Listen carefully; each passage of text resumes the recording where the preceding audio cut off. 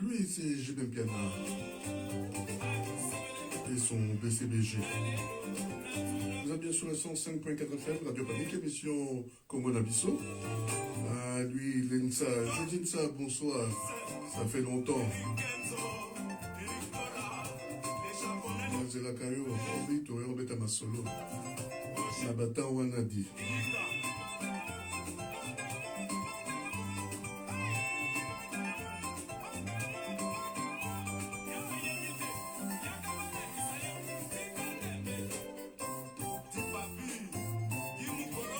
Avec lui, on va parler de la situation en République démocratique du Congo.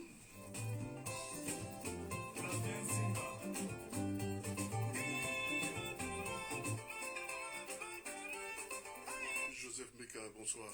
Bonsoir Papa Jules, bonsoir à tous les auditeurs, toutes les auditrices de Radio Panique.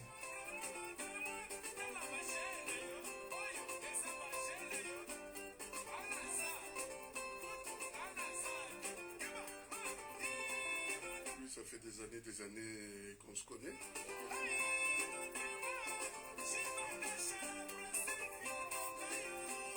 C'est vrai, on va me dire que non, il faut rester professionnel, mais bon.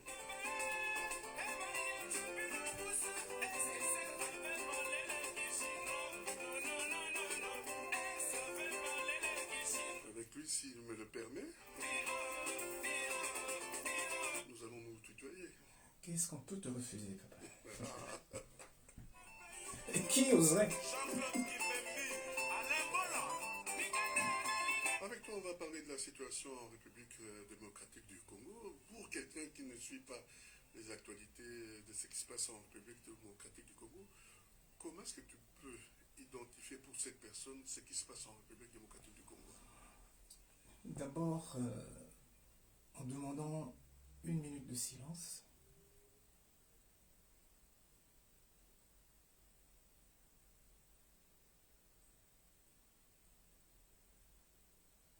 Je vous remercie. La situation est terrible dans notre pays. Notre pays accompagne la haute technologie. Et nous sommes dans un monde qui refuse de payer le juste prix. C'est ce que je dirais à cette personne. Et ceux qui refusent de payer le juste prix, a fortiori à des personnes de couleur, pour ne pas dire noires, se livrent à une guerre totalement raciale et raciste. C'est-à-dire il y a un mépris total de l'identité noire. C'est ce qui est là en place pour le moment. On le maquille de toutes sortes de manières, on utilise des noirs contre des noirs, mais derrière, le magicien d'Oz, l'illusionniste, est toujours l'homme blanc. Pour utiliser des termes bruts, directs, qu'on soit clair, qu'on ne se cache pas de faux fouillants. Je ne parle pas au noble peuple d'Europe. France, qu'on connaît, qui ont les gilets jaunes. Le noble peuple de Belgique, on le voit dans les rues, ne sont pas d'accord. Donc, des personnes qui se sont accaparées du pouvoir, aussi bien financier que social, au nom de la démocratie, réduisent des peuples en esclavage au XXIe siècle. Et le peuple le plus brimé, le plus martyrisé aujourd'hui, c'est le peuple congolais, qui est tout de même victime d'un double génocide en moins d'un siècle. Le Congo a connu l'ère sous Léopold de plus de 10 millions de morts. On dit toujours, et j'ai déjà dit sur tes ondes, mais on dit que c'est la moitié de la population qui a disparu. D'abord, qui dit ça? Et la moitié de quoi? Donc quand on nous sort 10 millions, c'est pour qu'on se calme. Et si c'était 20 millions? Et si c'était 30 millions?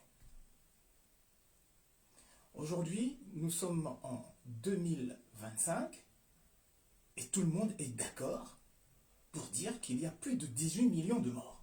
Le dernier rapport des experts de l'ONU parlait déjà de 15 millions de morts en RDC.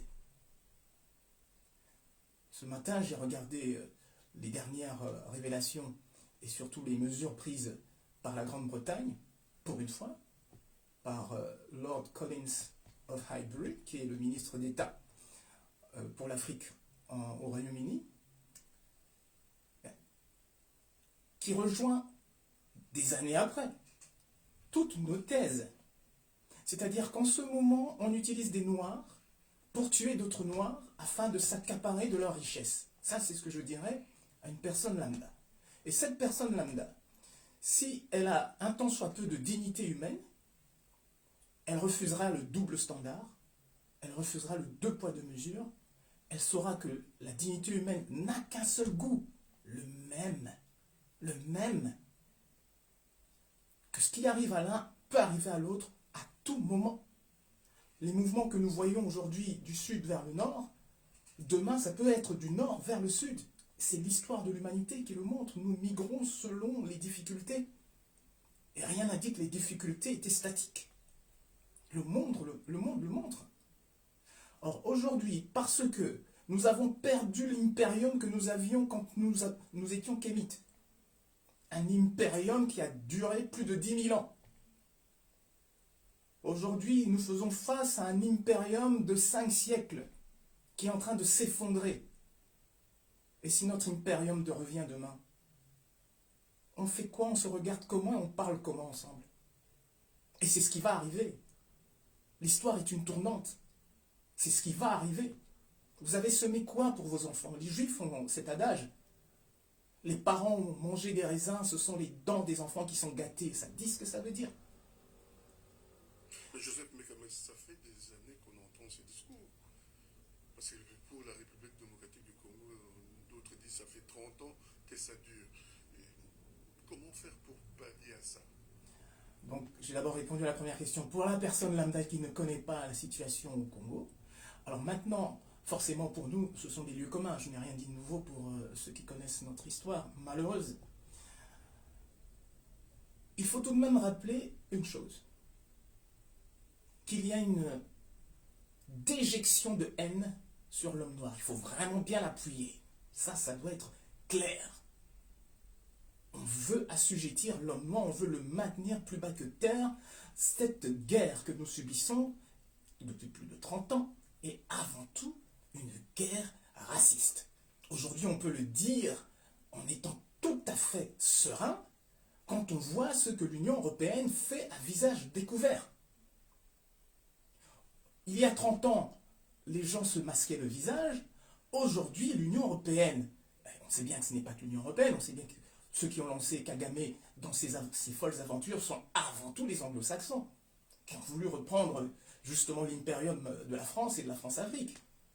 Et ils se sont servis du petit Rwanda comme cheval de Troie pour s'attaquer à l'immense Congo, qu'ils ont eux-mêmes affaibli avec un régime corrompu qu'ils avaient installé de Mobutu, qu'ils ont laissé s'affaiblir à souhait pour le remplacer par un second régime aussi corrompu de Kabila fils que l'on connaît comme étant Hippolyte Kanambe Kazeberi, un citoyen tutsi rwandais. Donc, vis-à-vis de cette donne où l'Union européenne avance à visage découvert, feignant même l'ignorance de ce qui se passe au Congo. Ah, nous ne savons pas que le Rwanda se comporte mal. Ah, fait un commissaire européen, mais je vais me renseigner. Vous voyez tout ce théâtre nauséabond auquel on assiste aujourd'hui et qui est en train de s'arrêter. Et il s'arrête pourquoi? Il s'arrête parce que la détermination du peuple, je parle du peuple, parce que leur jeu à eux, c'est de nous imposer des dirigeants fantoches, des nullités, sans nom. Donc, ils font un casting extraordinaire pour trouver les pires des Congolais. Et quand ces pires-là parviennent à leur fin, c'est-à-dire à atteindre les objectifs de totalement affaiblir notre État, notre souveraineté, on entend des discours tels que « mais qui pour le remplacer? Mais qui ?» Mais c'est toute cette hypnose-là, il faut s'en nettoyer.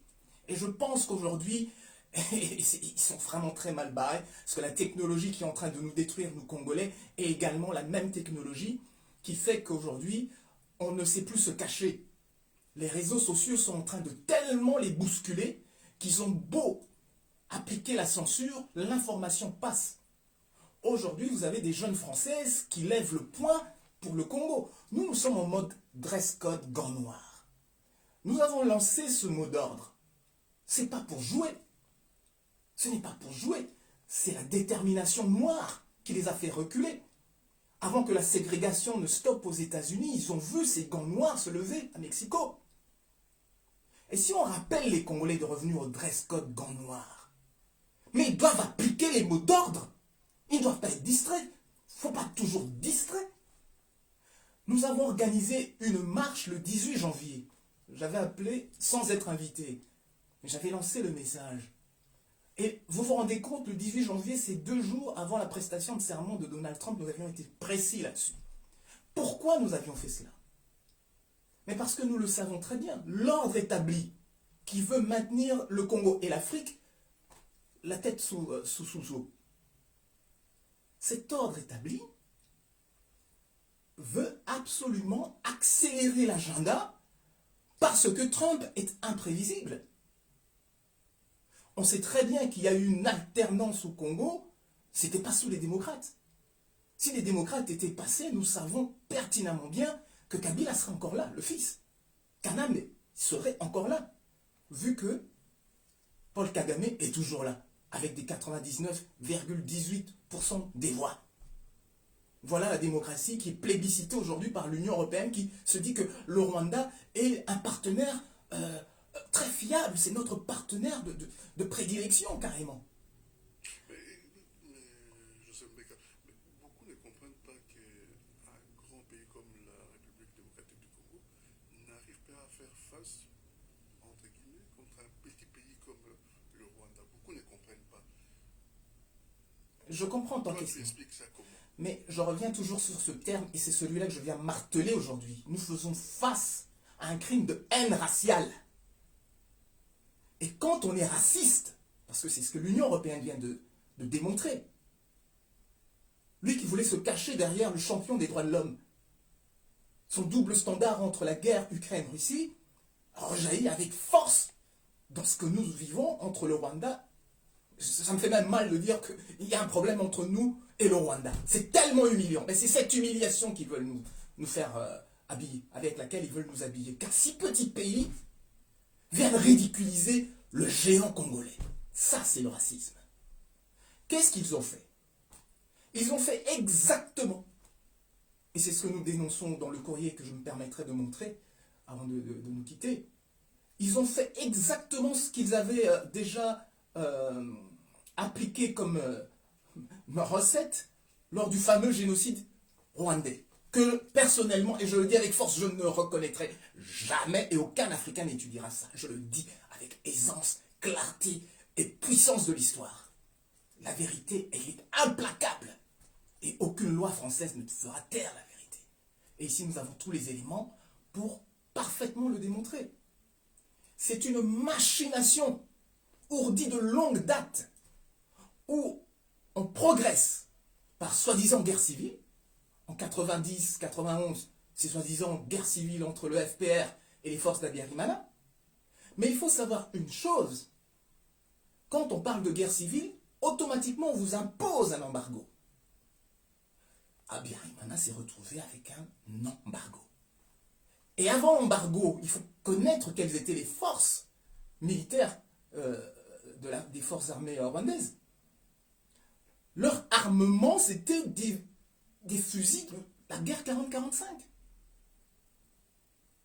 Est-ce que vous suivez le schéma? Donc on sait que Habyarimana a une armée obsolète, avec des armements obsolètes. On prépare Kagame depuis West Point jusqu'en Ouganda, où on lui fournit des armes modernes. Ça ne vous dit rien? Là, on est en 90, 91, 92. Ce garçon commet plusieurs attentats terroristes. Il fait sauter des marchés, il fait sauter des maternités, sans la moindre condamnation de la communauté, la soi-disant communauté internationale. Quand on assiste à de telles exactions sans contrepartie, sans réaction, on doit être en alerte, il se prépare quelque chose. Parce que la même chose en Ukraine, on a vu tout de suite les sanctions, les entreprises européennes rentraient vite, revenaient à la maison. Donc vous avez vu le branle-bas de combat. Au Rwanda, on a laissé faire, on a désarmé Habyarimana, ce n'était pas suffisant, on a battu son avion, où il y avait également Cyprien Taryamira. Aujourd'hui, on nous largue une soi-disant rébellion, RCD, Goma, CNDP, M23, et demain ça s'appellera X, peu importe. Donc des Tutsis rwandais qui avancent derrière l'une ou l'autre marionnette congolaise, fait dire, apporte le label rébellion. Nous le savons pertinemment bien et nous le dénonçons depuis des dizaines d'années qu'il n'y a aucun Congolais qui se bat contre un Congolais aujourd'hui. Ça n'existe pas. Chaque fois qu'on a vu des Congolais se battre entre eux, c'est qu'une tierce partie est intervenue. En 60, c'est la Belgique qui fait croire que les Congolais se battent entre eux. Ils ourdissent la sécession katangaise, et aujourd'hui on ressort encore, oui, le Katanga va se libérer. Mais c'est toujours les mêmes auteurs qui viennent avec les mêmes thèses pour s'emparer de nos richesses. Mais pourquoi ce jour solutionner le problème même parce que tu as décidé que c'est quelque chose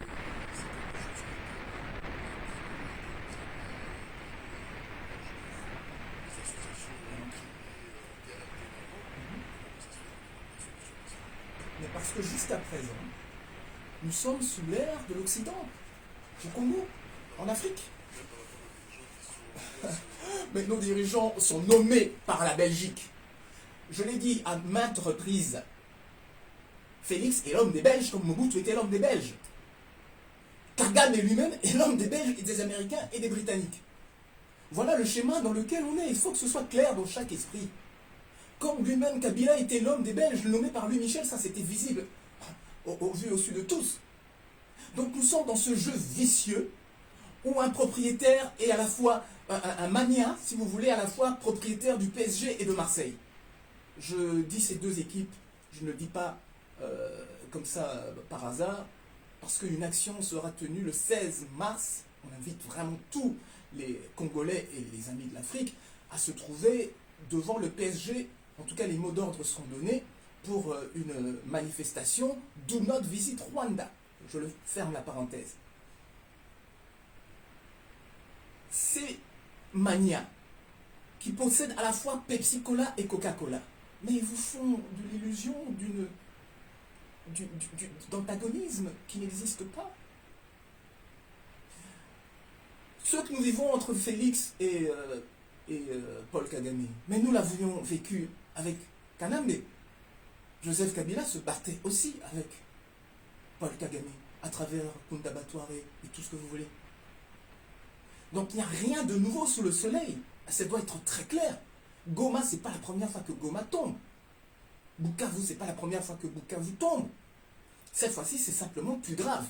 Et ce qui est plus grave, c'est qu'après 30 années de ce régime de cheval, où nous avons été génocidés à plus de 20 millions de morts, l'Occident se dit « Aïe, ça commence à faire tâche. On va finir par nous coincer. » Et c'est ce qui est déjà fait. D'où tout le monde est en train de rétro-pédaler. C'est-à-dire que tout le monde est en train de lâcher Kagame petit à petit, mais pas encore de façon unie, totale. C'est-à-dire que tant que Kagame ne sera pas traduit en justice devant une cour internationale de justice, c'est pas la CPI. La CPI, c'est là où on arrête les dirigeants qui ne regardent pas dans le sens de l'Occident. C'est devant la cour internationale de justice qu'il faut porter plainte. La CPI pourrait même faire disparaître, je dis ça en étant un peu iconoclaste, faut pas me faire un procès, mais des preuves peuvent disparaître, on l'a déjà vu. Alors que la Cour internationale de justice, c'est elle qui a condamné Israël. C'est pas la CPI, donc il ne faut pas faire de confusion entre les juridictions. La CPI a été créée pour coffrer les Noirs. On y a mis un ou deux blancs pour faire illusion, mais voilà la réalité. Alors, quand vous avez des guerres qui sont des maquillages, mais des maquillages avec du vrai sang congolais, c'est ça le racisme. Ils font des plantes qui sont tellement tirées par les cheveux, comme on est raciste, mais ce sont des Noirs qui vont se taper entre eux, tant mieux pour nous, parce que tellement on aime se voir se couler ce sang, on est jaloux de leur richesse, on veut les voir disparaître, on est parvenu à faire disparaître les Amérindiens, mais on n'y arrive pas. Alors quand des Noirs se tirent dessus avec nos armes, certains ont des armes plus obsolètes que d'autres, mais nous franchement, eh bien, on a bon dos de dire ah non, je vais me renseigner sur ce qui se passe au Rwanda. Vous êtes sûr que le Rwanda, vraiment ah mais le Rwanda est notre partenaire très fiable. Donc vous voyez, ces gens, ce sont des démons. Et il faut le dire. Ce sont des démons. Donc nous n'avons plus rien à voir avec ces gens-là. Les Congolais doivent se préparer à rentrer chez eux. Ils doivent se préparer. Et on rentre chez nous dans un pays souverain où il n'y a pas de marionnettes comme Félix, comme Kabila le fils, et comme l'aventurier qui est en train de s'avancer et de faire le jeu du Rwanda. Non mais attendez, est-ce que vous vous rendez compte que quelqu'un qui soi-disant est un Congolais, Nanga n'est pas Congolais, je vous dis, les Tutsis rwandais, nous on l'a vu dès que Kabila l'a nommé pour la CENI. C'est un Tutsi rwandais. Un instant.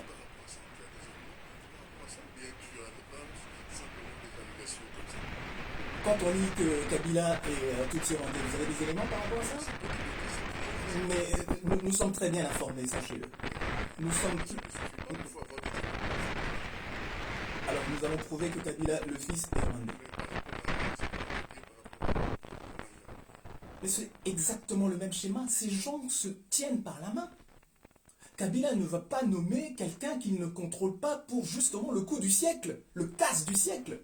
Il a pris son frère Tutsi rwandais, Nanga, je ne sais pas quel est son prénom, ça ne m'intéresse même pas. C'est même pas là où je veux en venir. Vous vous rendez compte qu'un soi-disant Congolais,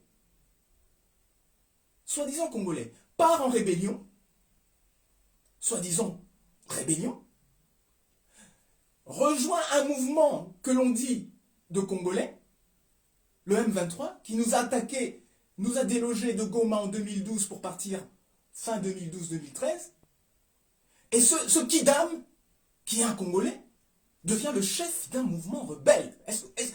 Et personne ne sursaute. Mais est-ce que vous vous rendez compte de ce qu'on nous vend là? Personne ne sursaute. Rien que ça doit vous dire que c'est un Tutsi rwandais. Rien que ça. Non, ça c'est trop facile. Ça c'est trop facile. C'est trop facile de le faire entre guillemets, de raccourcis comme ça. Il faut apporter des éléments. C'est trop facile de faire des raccourcis comme ça. Bon.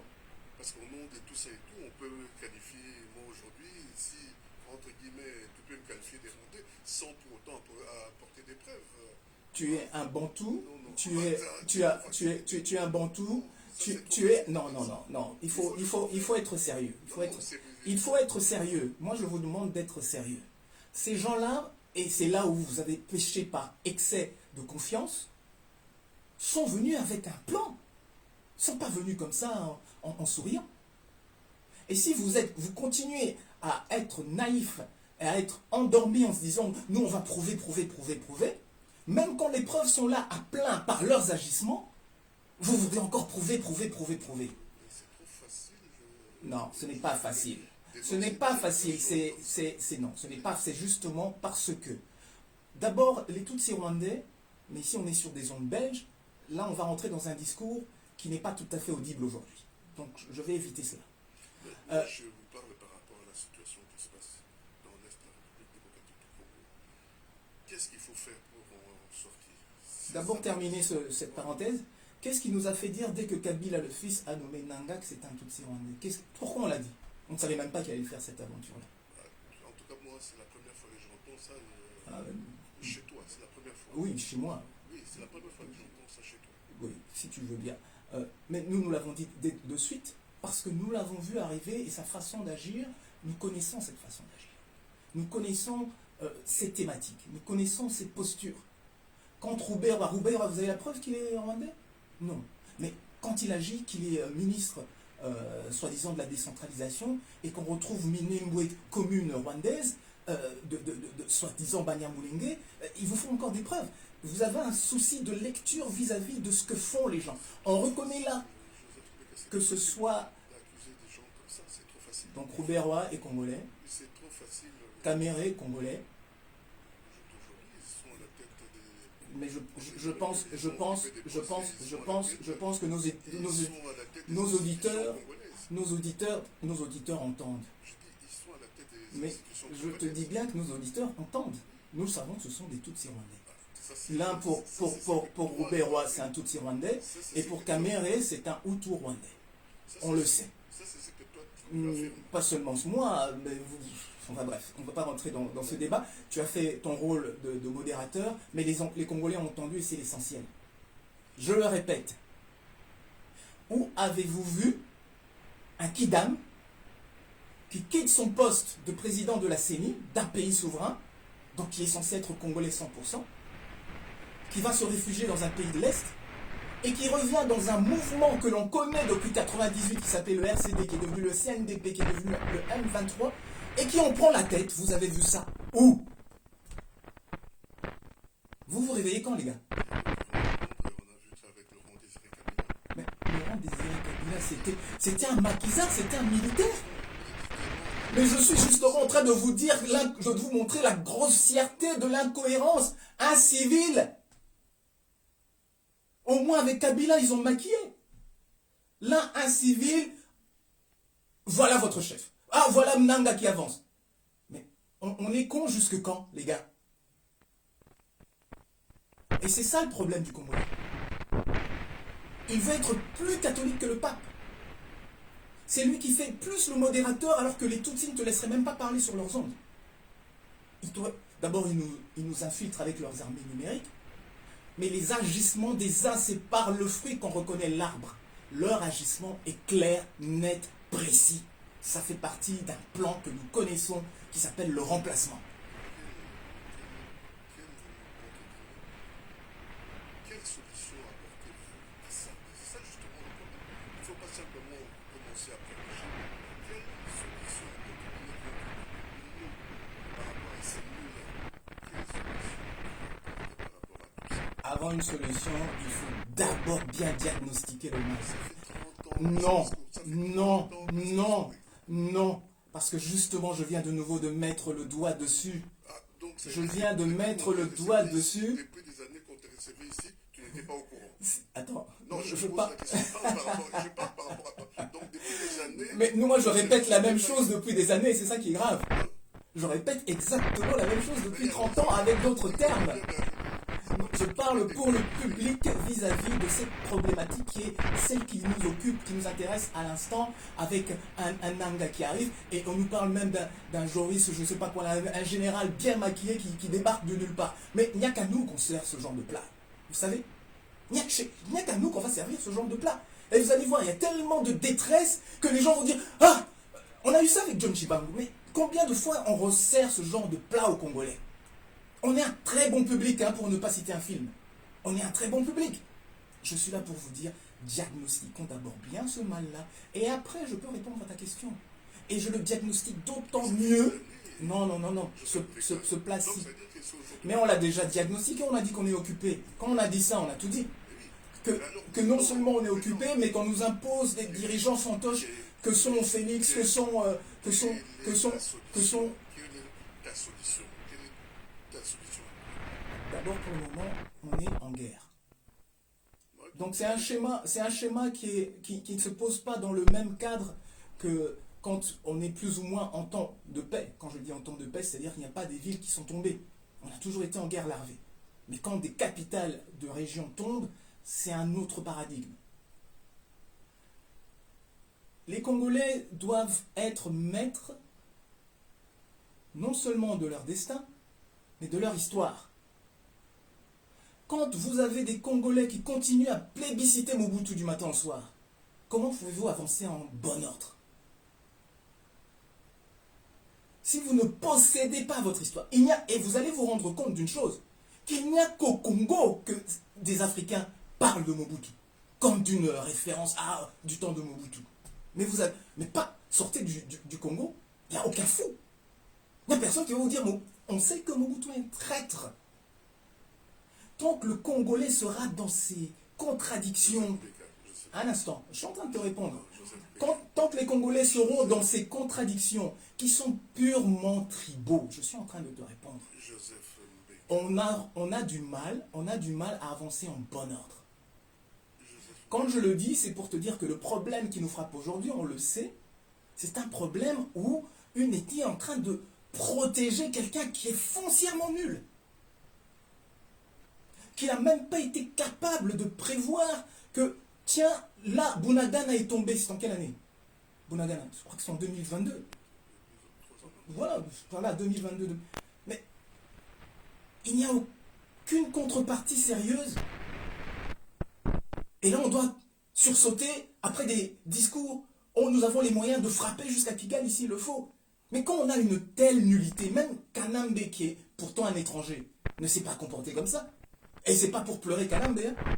Il doit rester bien à sa place. Il a fait assez de dégâts. Il a fait assez bien de dégâts. Personne n'a oublié qu'il a tiré à couteau tranchant sur la population, qu'il y a des charniers de Maluku. Il n'y a que lui qui pense que justement le Congolais est tellement stupide qu'il a oublié tout ça. Et quand on lit certains commentaires, visiblement, il y a des Congolais qui ont oublié tout ça. Non, on n'oublie rien. C'est ni l'un ni l'autre. Toutes ces marionnettes qu'on nous agite justement pour nous poser des questions, mais qu'est-ce qu'on fait à la place? Mais sachez d'abord reconnaître le mal qui vous frappe. Et ayez le courage, du diagnostic. Ça fait des années que tu nous as fait ces diagnostics. Aujourd'hui, je te pose la question. Quelle est la solution? Toi qui es le coordonnateur de la résistance congolaise. Une autre solution a toujours été d'avoir un peuple uni. Quand le peuple est uni, aujourd'hui nous savons comment nous avons fait dégager le M23 en 2012-2013. Ce n'était pas par les armes de Kabila, Kabila avait perdu sur le terrain. C'est la pression que la diaspora a mise. Ce sont les courriers que nous avons envoyés, les actions que nous avons menées, une fois que nous avons touché leur opinion publique, et là je pense que je l'ai déjà dit, quand nous avons touché leur opinion publique, ils rétropédalent. Et pourquoi est-ce que je nous dis, et je nous répète, je pense que je l'ai dit même à une émission où on nous a invités à Paris avant la marche du 18 janvier, notre première arme, c'est leur opinion publique. Je l'ai dit et je le répète parce que chaque fois je crois que je dois me répéter, mais cette solution-là, c'est une des parties des solutions, c'est pas la solution. Mais elle est importantissime. Elle est importantissime. Et je vais le répéter une dernière fois. Nous avons eu un génocide de plus de 10 millions pour utiliser leur chiffre sur Léopold II. Je le dis et je le répète, ce ne sont pas les Congolais qui ont chassé Léopold II. C'est une campagne en Grande-Bretagne d'un Britannique, Edmond Denis Morel. Comment il a fait? Donc il faut, et c'est pour ça que je dis, nous devons d'abord bien analyser ce qui nous frappe. Ce qui nous frappe, c'est un crime que l'on essaye de cacher par les méfias. Ce que j'appelle méfias, ce sont les médias mafieux. C'est un néologisme que nous avons mis en place pour dorénavant désigner les médias mensonges. Des médias mafieux. Et dans le mot méfia, tu as aussi méfiance. Donc nous faisons face à une machine de guerre. Les gens doivent être en mesure de se dire que la Troisième Guerre mondiale a déjà commencé, et elle a commencé au Congo. Et nous devons en être conscients.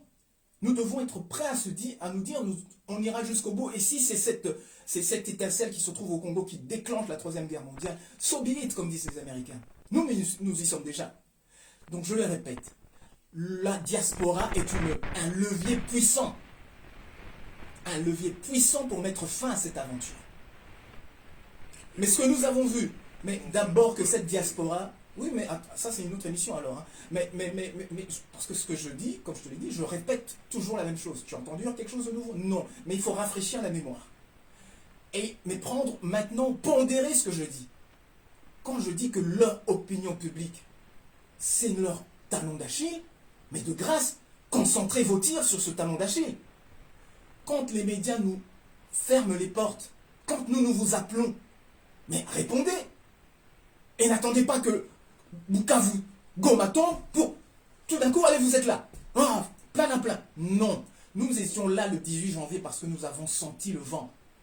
Et dans le courrier que vous voyez ici, envoyé en recommandé à Trump, la Maison Blanche, le 21, le 18 nous sommes là, le 20 ils reçoivent le courrier de nouveau à l'ambassade à Paris, le 21 pour être sûr j'envoie un recommandé avec accusé de réception Trump. Sachez que ce courrier est sur son bureau, parce que nous l'entendons par leur déclaration jusqu'en Grande-Bretagne. Ce sont nos termes qui sont repris. C'est nous qui avons dénoncé l'ADF de façon forte, et je l'entends, c'est pour ça que je parle de ce Lord Highbury, Collins of Highbury. Il utilise exactement ce que nous avons développé ici. Et nous avons été même très cyniques ici. On nous sert des ADF islamistes, alors qu'on n'a jamais trouvé le moindre tapis de prière sur le champ de bataille. Qu'on arrête. Il n'y a pas d'islamistes. C'est du narratif. Nous avons tout démonté ici. Et nous le faisons parce que nous connaissons la puissance des écrits. C'est une culture de l'écrit. C'est ce que les Congolais ont du mal à... Quand tu écris quelque chose, ne pense pas que ça disparaît comme ça. Si tu n'as pas la puissance derrière ton écrit, effectivement, ça va disparaître. Ça va étranger. Mais la diplomatie congolaise, qu'est-ce qu'elle a fait sinon suivre la diaspora? Comme toujours. Cette marche du 18, je vous dis que c'est une marche historique. Nous avons vu le petit nombre se réunir parce que nous étions conscients. Nous avons dénoncé dans ce courrier que les choses allaient s'accélérer et nous expliquons pourquoi. Nous n'avons pas encore distribué ce courrier parce que ce serait trop facile. Les Congolais ne se déplacent pas et puis ils veulent avoir tout et après vous les entendez, tous les chroniqueurs, ils reprennent nos thèmes sans jamais nous citer. Et après les gens sont perdus, ils se disent « Ah, celui-là est intelligent ». Non, ça doit cesser. Quand on vient vous marteler que nous sommes le coordinateur général de la résistance, c'est pour que les gens cessent de regarder à gauche à droite. Nous, on n'est pas là pour la gloriole. Non seulement elle est multiple, mais elle est multiforme aujourd'hui, entre guillemets, mais elle a toujours eu une direction. Elle a toujours eu ce qu'on appelle un déclencheur. Nous lançons. Ils ne connaissent pas ces genres de direction et tout. Ah mais ça c'est parce qu'il y a eu un moment de flottement depuis que Félix est arrivé.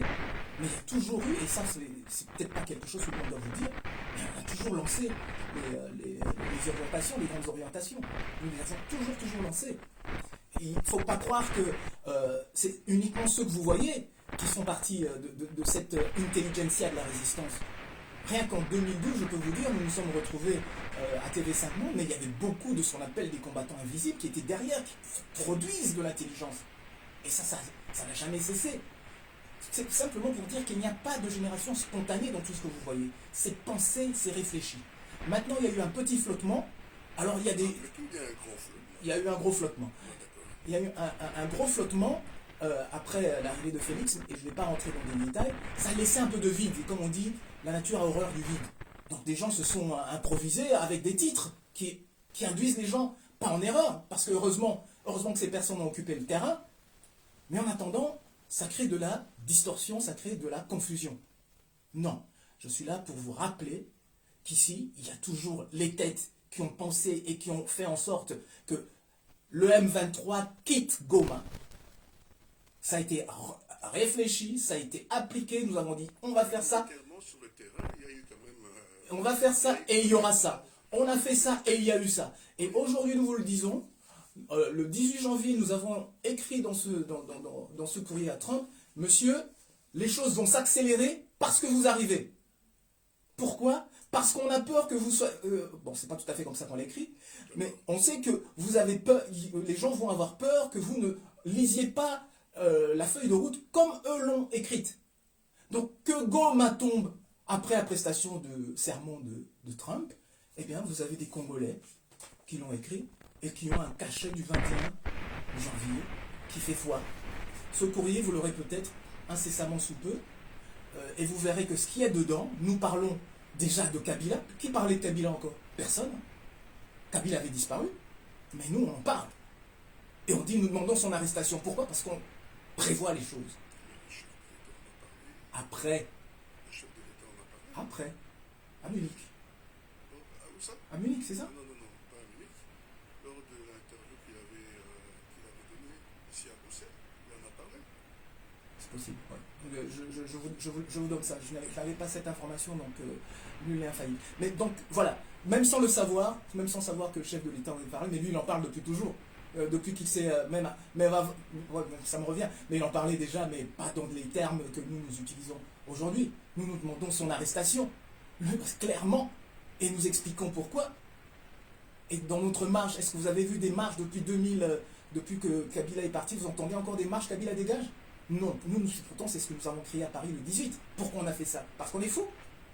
Non, parce que nous sommes dans la prospective. On projette. On se dit, ah, voilà ce qui se passe. C'est pas pour dire que Kabila est le maître du M23. Ça, c'est de la foutaise. C'est de la vaste rigolade. C'est du Félix. Le chef du M23, c'est le chef du RCD Goma. Kabila était le chef du RCD Goma? Le RCD Goma, c'est le CNDP, c'est le M23, c'est le même colonne vertébrale. Vous allez me dire que c'est Kabila le fils qui était le chef de tout ça. Arrêtez. C'est Paul Kagame. Tout le monde le sait. Et derrière Paul Kagame, qu'est-ce qu'il y a? Il y a l'Occident. Donc, Félix se trouve à Munich pour aller frotter la manche de ceux qui sont en train d'essayer de le dégommer maintenant. Parce qu'il n'est qu'un pion que l'on peut interchangeable. Et on peut le changer avec un Fayou, avec un Katoubi. C'est la même clique. C'est ce que nous appelons la opposition, le RASOP, le rassemblement. Tous ceux qui ont été dans le casting de Genval. Ces gens ne font pas les choses par hasard. Et c'est pour ça que nous vous disons qu'il faut bien poser le diagnostic. Vous vous demandez des solutions en étant distrait sur le diagnostic. Et demain, on va vous amener Fayoulou, vous allez applaudir. Mais non, on vous dit déjà, non. Arrêtez ça.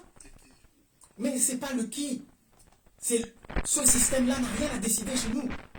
Ce système-là n'a rien à projeter ni à proposer ceux qui sont en général et en permanence sur leur plateau télévision, mais il faut tout de suite sortir un mouchoir du diable.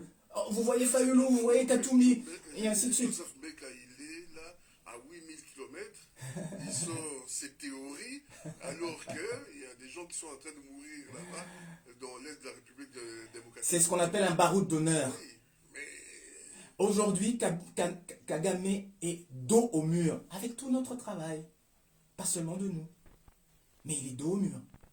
Et si le gouvernement en place n'était pas un gouvernement fantoche, ben il aurait pris ses dispositions. Depuis Bounagan. Et avant Bounagan, qu'est-ce qu'on a eu comme signal? On a eu Minembwe. Vous avez entendu quelque chose de la part de Félix? Rien.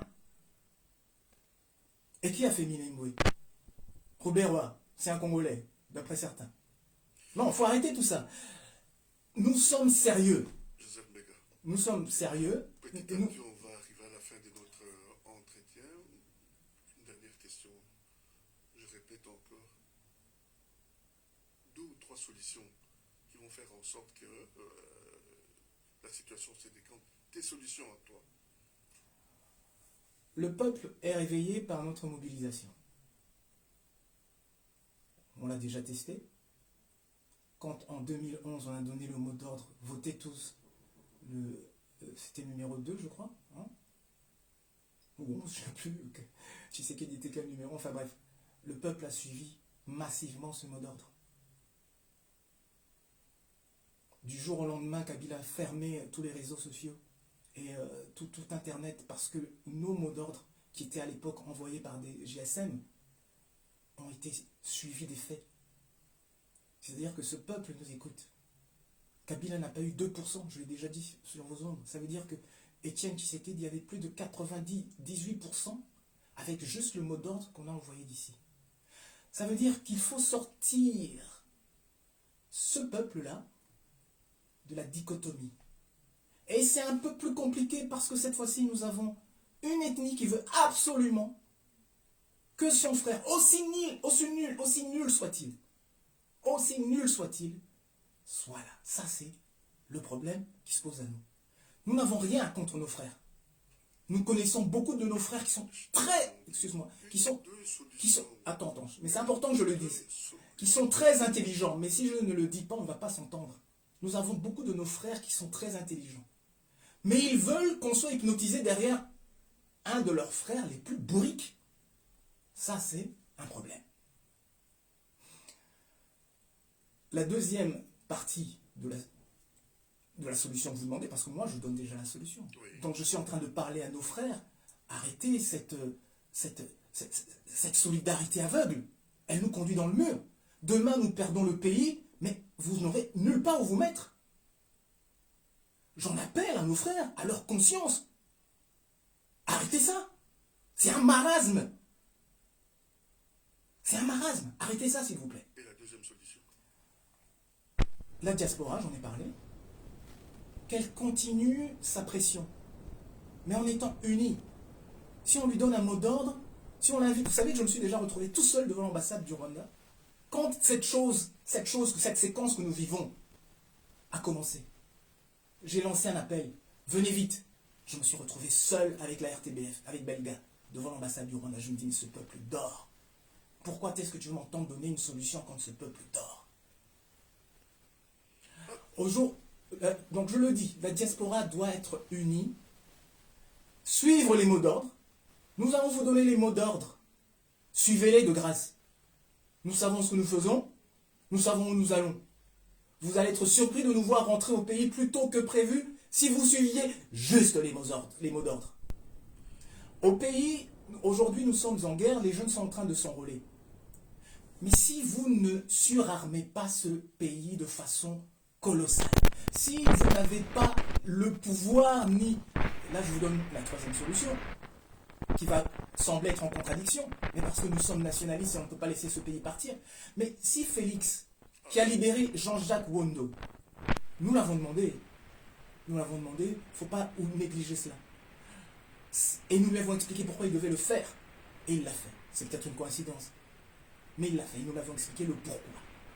Si Félix écoute le peu de... Parce que moi, je connais Félix. Il sait écouter. Mais au jour d'aujourd'hui, je ne l'ai pas vu écouter. Sauf pour Jean-Jacques Wondo. Et c'est un premier signal. Je lui dis, tiens, ce garçon commence à écouter.